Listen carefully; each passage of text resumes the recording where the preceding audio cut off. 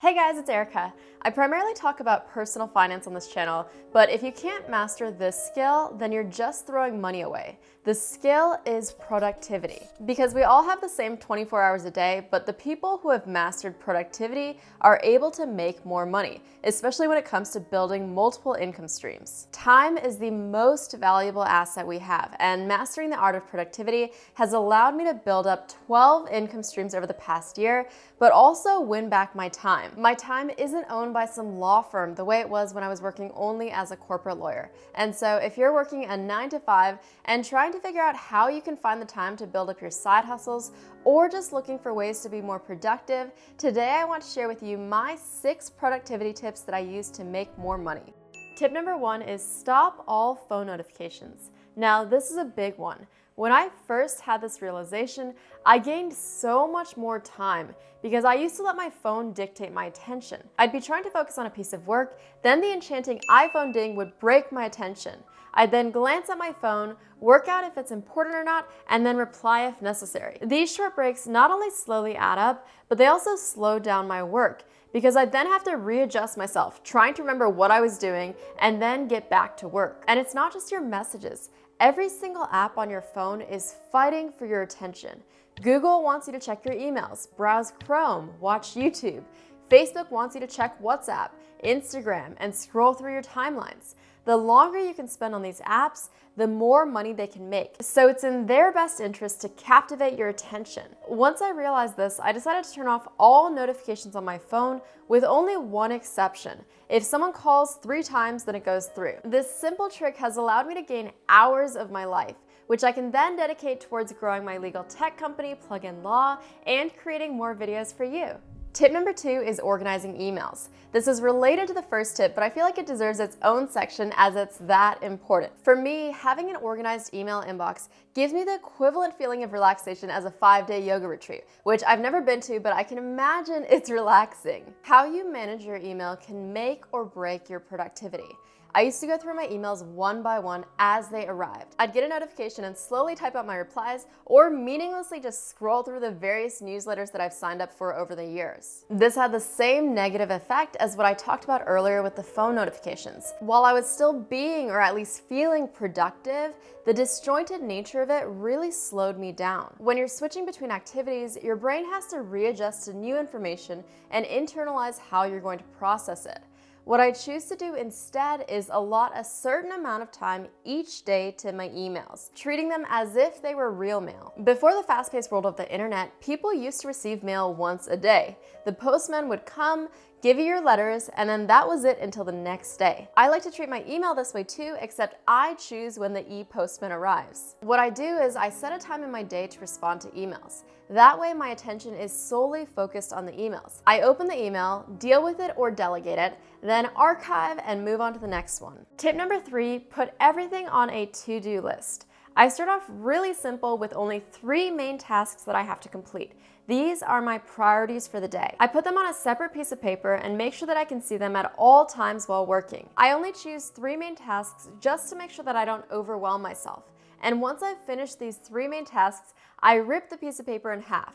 One of my guilty pleasures for the day. Sadly, there's always more things to do in a day. So after I've noted down my 3 main goals, if there's anything else, I'll type out all other tasks on my digital to-do list. I then continue to do this throughout the day if I remember any new tasks. Once they're on my to-do list, I can easily glance at them whenever I have time, whether it's that same day or another day, and remind myself what still needs to be done.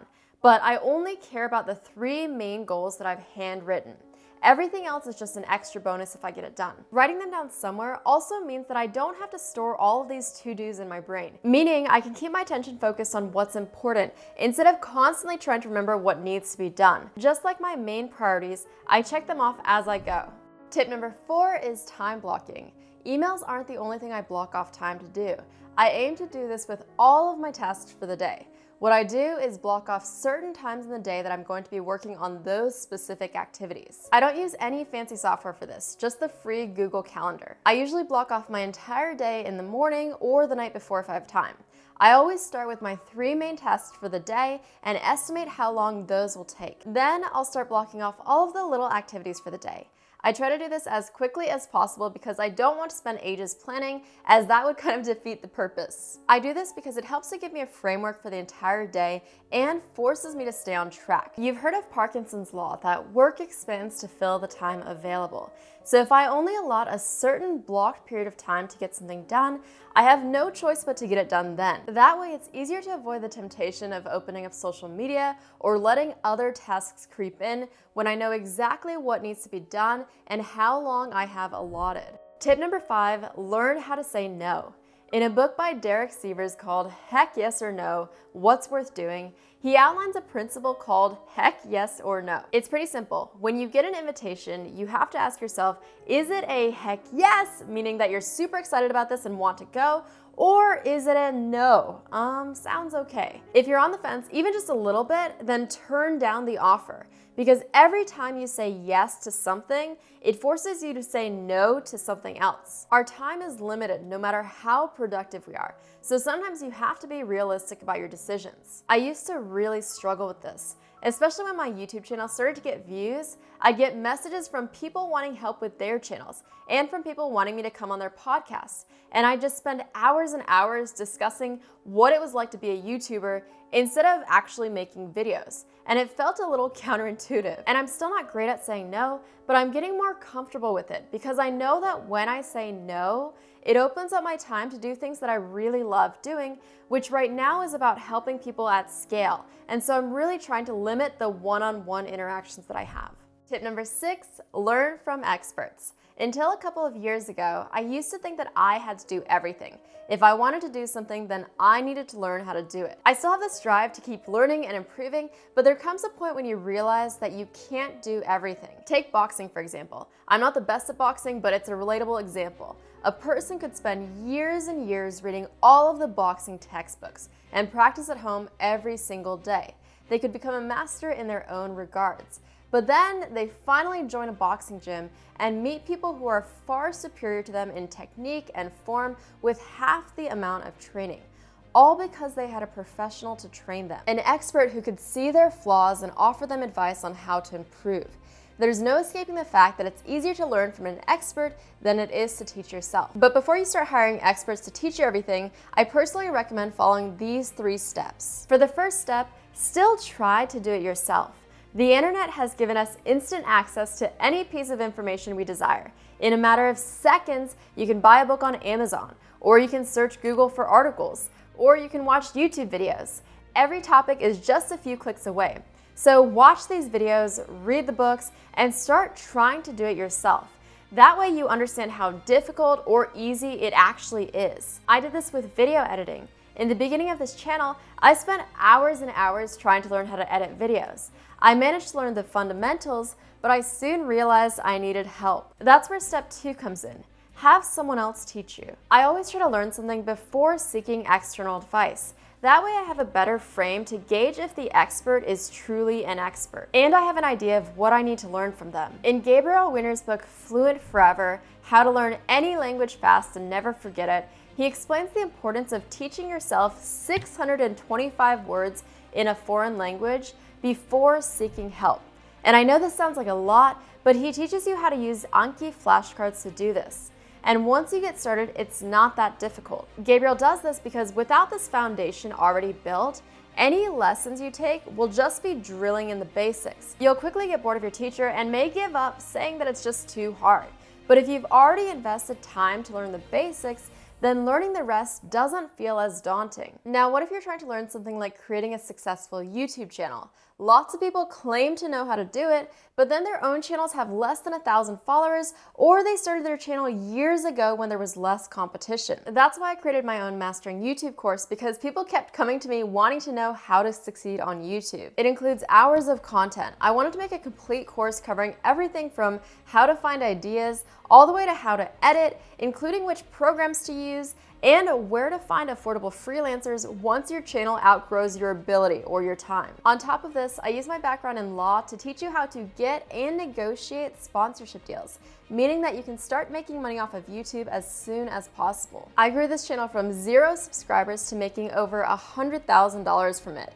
I did this in less than a year and know exactly how you can do this too. And because I started this channel recently, I know that its growth isn't based on the fact that I was the first personal finance YouTuber or the first to talk about investing.